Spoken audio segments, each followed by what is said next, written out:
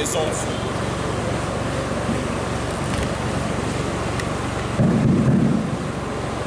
Oraison funèbre à l'occasion du décès de Marie-Josée Fundalou. Honorable Excellence, Madame le secrétaire général, Monsieur le directeur, Mesdames et Messieurs, tout protocole d'usage respecté.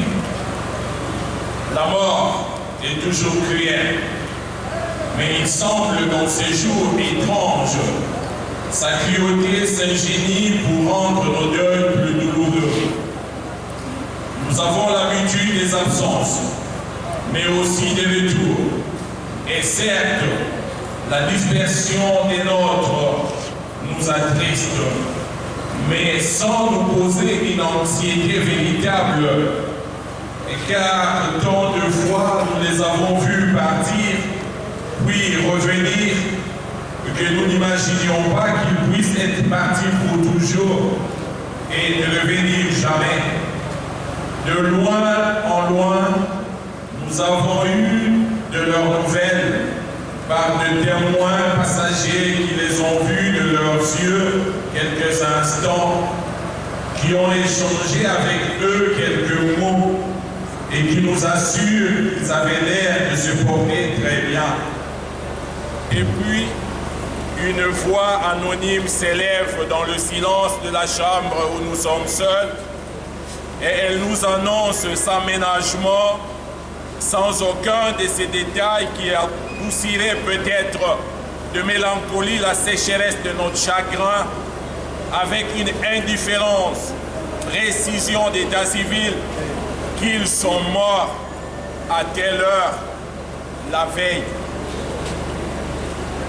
C'est ainsi qu'il y a 2 semaines exactement, dans la nuit du 5 décembre, nous avons été informés du décès de Marie-Josée après avoir souffert environ 6 mois. Pour tes funérailles, Marie-Josée, nous voulons tous ensemble,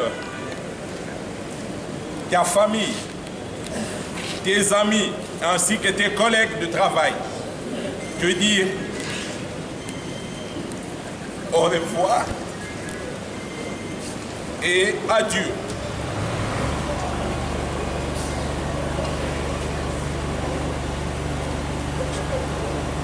La mort t'a emporté pour ton dernier grand voyage.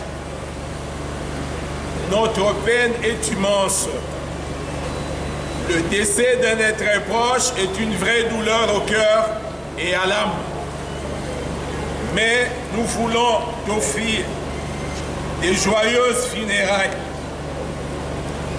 Ta mort, ton enterrement ne sont pas une fin de vie. Non, ton départ est le début d'une nouvelle vie dans un autre monde. Un monde fait d'amour et de bonheur. Certains l'appellent le paradis. Comment lire ces discours d'enterrement, ces discours écrits pour toi, notre mère, notre sœur, notre collègue, notre belle-sœur, notre amie, notre grand-mère, notre tout, pour ainsi dire, sans que des larmes d'amour et de peine nous montent aux yeux. Comment lire ce texte d'amour pour toi qui nous a été cher et pourtant vivante dans nos cœurs et dans nos souvenirs? Tu étais pour nous un modèle de vie, un exemple à suivre. Ta mort est pour nous une leçon de vie. Toutes tes amies et tous tes amis sont là pour toi. Ils présentent leurs sincères condoléances à tes parents, à tes frères, à tes sœurs et bien sûr à tes enfants. La tristesse de tes enfants témoigne que tu étais la meilleure de mères. Ils t'ont dit, maman, nous t'aimons, nous ne t'oublierons jamais. Et ils l'ont immortalisé sur le dépliant partagé à cette occasion. Les nombreux témoignages de tes frères et sœurs de l'Église nous enseignent que tu étais un être spirituel et que le passage de la vie à la mort n'est qu'un voyage vers un monde d'amour.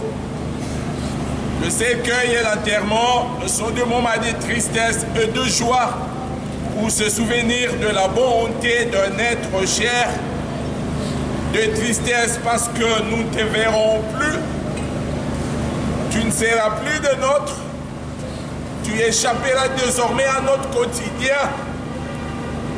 Mais de joie parce que tu auras marché, comme pour rappeler l'exhortation de Paul aux Éphésiens, chapitre 4, verset 1er, d'une manière digne de l'appel dont tu as été appelé, avec toute humilité et douceur, comme l'ont témoigné notamment ta belle famille de Butembo, tes frères et sœurs de Philadelphie, des collègues de la fonction publique.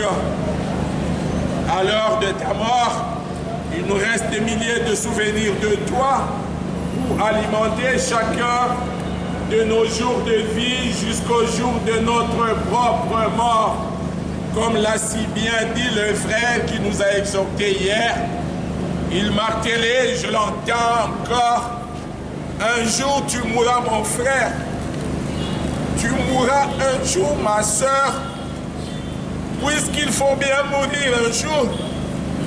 Nous devons apprendre à vivre comme toi, notre soeur, notre collègue, notre mère, notre repère de vie, car la logique impose aux humains que ce qui est bien fait soit apprécié.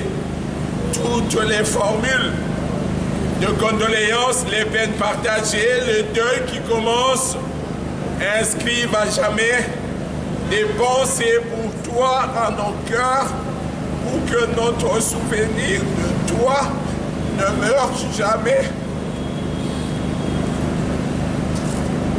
Adieu Kamanoela, repose en paix, nous t'aimerons à jamais, car l'amour pour les deux frères est éternel. Je vous remercie.